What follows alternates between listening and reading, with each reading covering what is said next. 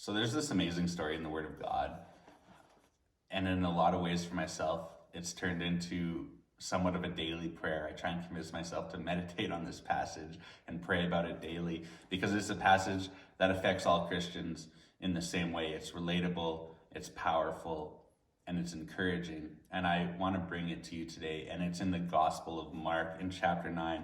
And in this story, there's a father that brings his demon-possessed son to Jesus. And there's some amazing things that happen in this story. And I think a lot of the time we glance over it and we don't catch the power and the meaning and how huge this is for us in our humanity. So I just want to read from Mark chapter 9, starting in verse 14.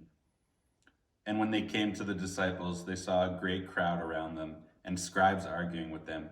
And immediately all the crowd, when they saw him, were greatly amazed and ran up to him and greeted him. And he asked them, "What are you arguing about with them?"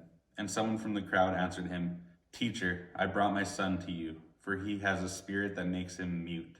And whenever it seizes him, it throws him down, and he foams and grinds his teeth and becomes rigid. So I asked your disciples to cast it out, and they were not able." And he answered them, "O faithless generation, how long am I to be with you? How long am I to bear with you? Bring him to me." And they brought the boy to him, and when the spirit saw him, immediately it convulsed the boy, and he fell on the ground and rolled about, foaming at the mouth. And Jesus asked the father, "How long has this been happening to him?" And he said, "From childhood. And it has often cast him into fire and into water to destroy him. But if you can do anything, have compassion on us and help us."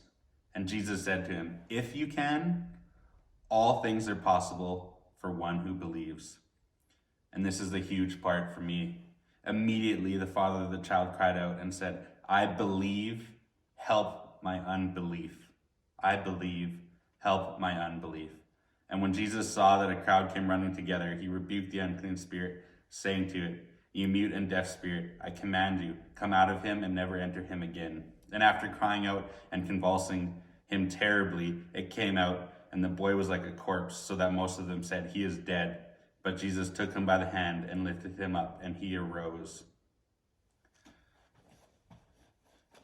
I believe, help my unbelief. I think this is such a huge and powerful and encouraging story to us in our humanity, because I look around a lot in the world and I read the news and I just think about what's happening. And a lot of days I feel like it would be a lot easier, a lot simpler to not believe in anything at all. And in my human weakness and my daily struggles, I struggle to believe in the Word of God. I struggle to believe in God's power in certain areas of my life. There's areas that I just don't allow the power of God, the Word of God, to enter. And that's a daily struggle for me. And what's beautiful about this passage and so encouraging to myself and my humanity and to us and our humanity is that even though we have moments of doubt, even though we have moments where our faith isn't where we want it to be, we have moments of unbelief, we don't necessarily believe fully. The beautiful truth of this passage is that God will still work in our lives. God will still love us, and God will still have compassion on us. Because even when the Father didn't quite believe, he said, "If you can, Jesus." And Jesus said, if I can. And he said, "I believe, help my unbelief." Jesus still had compassion on the Father.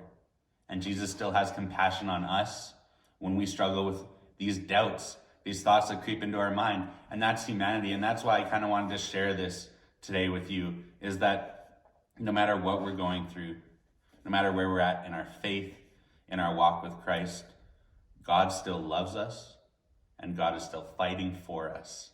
And God is not afraid of our doubts or fears or questions or unbelief, and God is still at work in our lives.